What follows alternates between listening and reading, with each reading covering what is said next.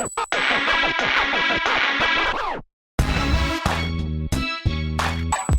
the number you have dialed is not in service at this time.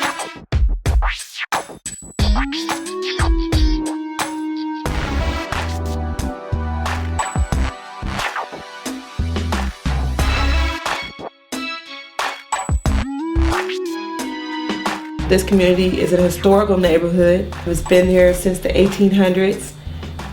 Many of the people in this community were part of the neighborhood that would feed its community, part of the Black Panthers. I mean, just a whole community of people. This was once a thriving blues community. So if you can imagine people, it was barbecue in this community, fish. You could come down here and get, just any type of down home food that you want to get. And now those stores are, slowly dwindling. But Oakland during the 50s and 60s was a mecca for Black people simply because of the jobs. People moved here in the 40s from the South because of the war effort and the factories that existed in the Bay Area for people to move to. And those factories ended up producing other things afterward. They quickly were shut down. It left a large section of the working class, mainly Black people in the Bay Area, having to find other forms of income.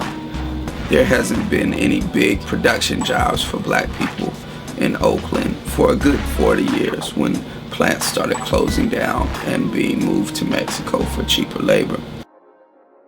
It used to be that since they did have some industry in Oakland, they needed Black people to be close to the factories and things like that.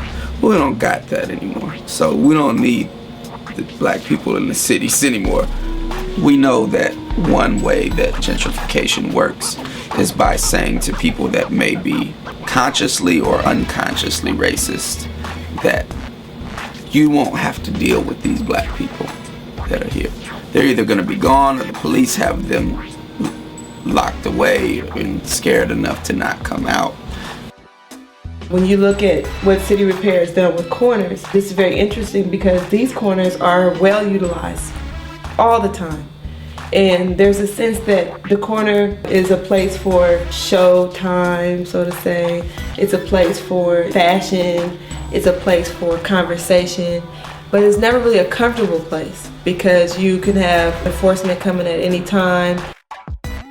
People will call the police on people if they see a bunch of young Black people hanging out on the corner, and just call the police. The police will come and harass people and this and that. And even if nobody gets arrested for having things, after a while people are like, I'm not hanging out there. That in Oakland they had 350 cops just 3.5 years ago. Now they got 1,000 cops patrolling Black people. San Francisco's double its police force, and every area, major metropolis where Black people live all across this country, they've doubled, tripled, and quadrupled their police force, equipped them with tanks, all kinds. We got to stop it, brother. Let's get together and unify.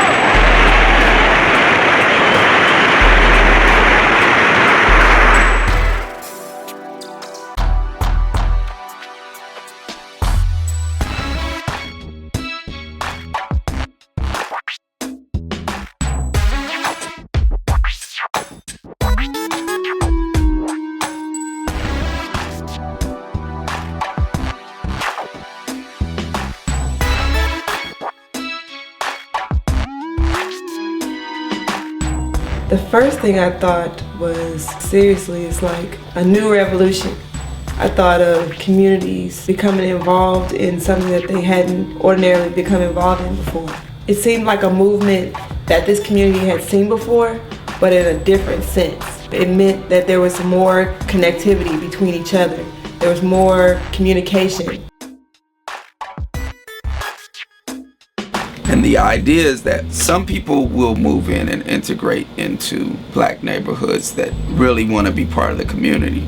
But the way to fight this taking over of a neighborhood is to make art and make things where the neighborhood can congregate more. And that if you're going to come, you're going to end up having to be part of the community. So if we create art and create things that make more community, rather than just beautify the property, but beautify the ways that we can interact with each other, then that will in turn beautify the landscape and the property too.